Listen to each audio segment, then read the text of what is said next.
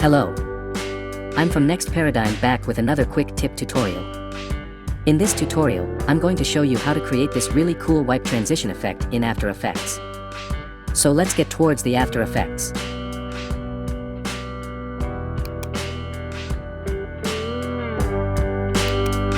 In After Effects, first I created a new composition.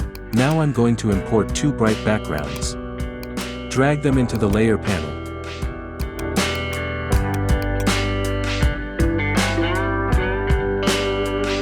Fit the layers into the composition. Right-click and then go to Transform, then Fit to Comp. Then click the top layer, come up to the Rectangle tool, and draw a rectangle just like that. Now move the time pin to the point where I want to start my transition. I'm moving it 5 frames forward. Toggle the properties of Mask 1 down. Make a keyframe on the mask path. Now move to the point where I want my transition to end. I'm moving it 1 second and some frames forward. Also move one side of mask to another side just like that.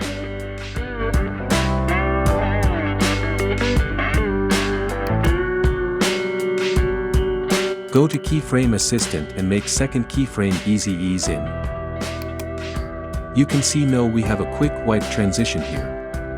Also enable motion blur for composition and both layers for adding smoothness in motion. If you click this mask 1 and mask path, then in the graph panel you can adjust the endpoints over here to different speeds. Thanks for watching. You can watch other great tutorials related to After Effects.